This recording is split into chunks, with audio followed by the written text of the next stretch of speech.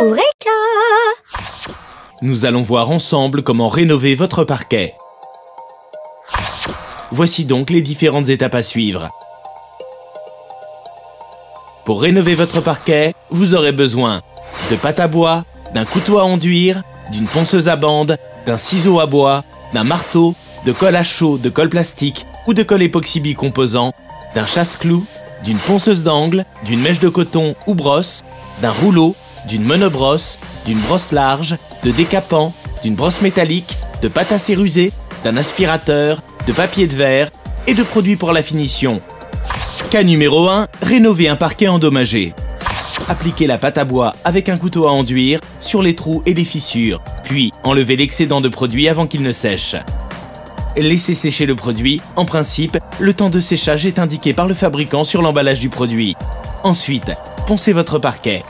Ce ponçage peut être réalisé sur les surfaces où vous êtes intervenu précédemment ou sur la totalité du parquet.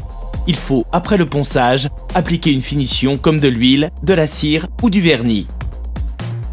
Pour remplacer une lame de parquet collée ou contre-collée, enlevez la partie découpée, puis les bordures de la lame.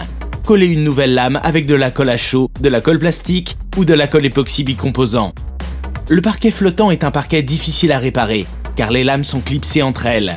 Pour remplacer une lame endommagée, retirez une partie des lames en partant du mur le plus proche jusqu'à la lame à remplacer. Pour remplacer une lame de parquet clouée, prolongez les lambourdes grâce à des tasseaux de soutien. Ensuite, éliminez la partie inférieure de la orthèse et insérez la lame neuve. Pour finir, clouez la nouvelle lame dans les tasseaux. Pour éviter que les clous ne soient visibles après la pose de la nouvelle lame, utilisez un chasse-clous. Cas numéro 2, rénover un parquet terne ou taché.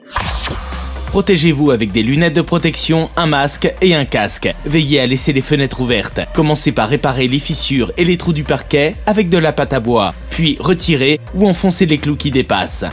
Avec une ponceuse à bande, poncez le centre de la surface en suivant le sens des fibres du bois ou des lames.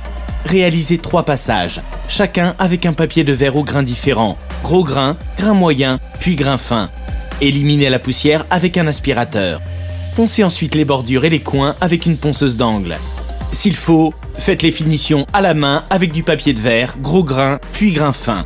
Enfin, repassez l'aspirateur. Il existe 3 types de finition pour parquet. La cire, sous sa forme solide, elle s'applique directement sur le parquet avec une mèche de coton. Sous sa forme liquide, elle s'applique à la brosse. Il faut parfois plusieurs couches pour obtenir un résultat parfait. L'huile s'applique sur le parquet à la brosse ou au rouleau. Le vernis vitrificateur. Le vernis s'applique avec un rouleau à poil court ou une brosse large. Cas numéro 3, teintez votre parquet. Avant de teinter le parquet, il faut le poncer. Utilisez une ponceuse à bande pour le centre de la surface et une ponceuse d'angle pour les bordures et les coins. Pour peindre un parquet, choisissez une peinture polyuréthane pour sol ou une peinture acrylique. Il existe aussi des peintures spéciales pour le parquet.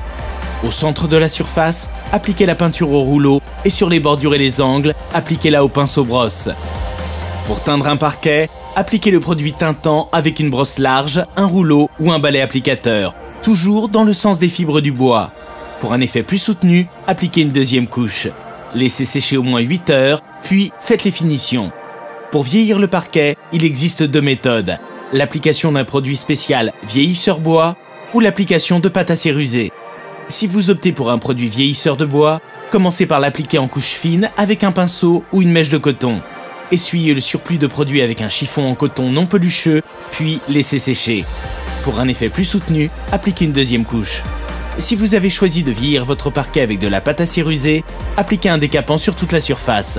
Grattez ensuite le parquet avec un couteau de peinture, enlevez les résidus, puis rincez le sol. Après avoir frotté le parquet avec une brosse métallique dans le sens des fibres du bois, appliquez la pâte à cerruser et laissez poser 10 minutes. Pour finir, enlevez l'excédent de produit, puis appliquez une finition. Et voilà, maintenant, c'est à vous de jouer.